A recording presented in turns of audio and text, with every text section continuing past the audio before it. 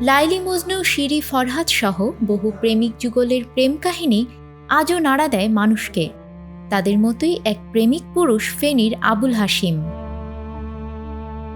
যৌবনে প্রেমে পড়েছিলেন এক নারীর, তাকে ভালোবাসতেন মন প্রাণ উজাড় করে। একসময় হাশিমের ভালোবাসার মানুষটির অন্যত্র বিয়ে হয়ে যায়। মানসিক ভারসাম্য হারিয়ে ফেলেন হাশিম।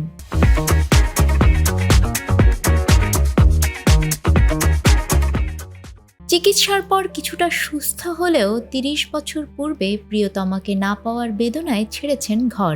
সেই থেকেই নিজের মনের জমানো কথাগুলো লিখছেন কাগজে। তার বিশ্বাস, প্রিয়তমা এসে পড়বে তার মনের কথাগুলো।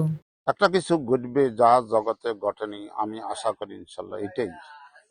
যেমন তাজমহল বাদশাহ শাহজাহানের ১৬০০ শতাব্দী ১৬৩২ খ্রিস্টাব্দে শুরু করে বিরতিহীন ২২ বছরে ১৬৫৩ সালে তিনি এটাকে সমাপ্ত করেছেন। এর পূর্বে পৃথিবীতে তাজমহল বলতে কিছুই ছিল না। হিমালয় পর্বত ছিল, কাঞ্চনজঙ্ঘা ছিল, প্রশান্ত মহাসাগর, আটলান্টিক মহাসাগর ছিল। সৃষ্টির লগ্নেই সৃষ্টিকর্তা এগুলি তৈরি করেছেন, কিন্তু মানুষ যেটা হাত দিয়ে তৈরি করেছেন এটার একটা সাল, এটার একটা সন তারিখ আছে, এর পূর্বে এগুলি ছিল না। এবং একাধিক নাই বিদায় এগুলিকে ওয়ান্ডারফুল থিং বলা হয়, আশ্চর্যজনক বস্তু। আর অনেকের গভীর রহস্য ভেদ করা অনেক সময় কঠিন হয়ে দাঁড়ায়, সবকে জানানো যায় না। যারা বিজ্ঞ লোক, যারা বিদ্বান, যারা বিজ্ঞানী, যারা দার্শনিক, তারা দেখেই অনেক কিছু অনুভব করেন এবং সত্য পর্যন্ত যেটা উদ্ঘাটন করার কথা সে পর্যন্ত পৌঁছিয়ে যান। আবুল হাশিমের বাড়ি ফেনীর দাগনভূঞা উপজেলার সিন্দুরপুর ইউনিয়নের শরীফপুর গ্রামে। তার এই ভালোবাসার গল্প স্থানীয়দের মুখে মুখে প্রচলিত।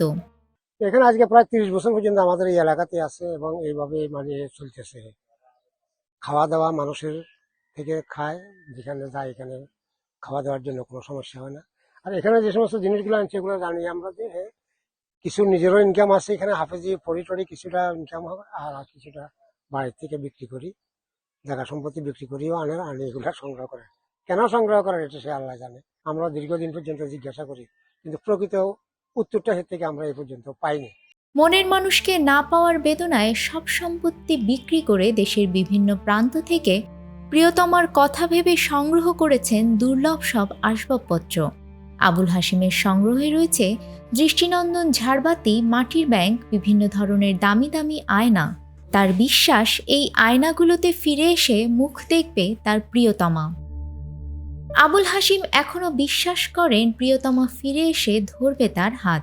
এক এক করে পড়বে বছরের পর বছর কাগজে লেখা তার মনের কথাগুলো। নিউজ ডেস্ক, আমাদের সময়।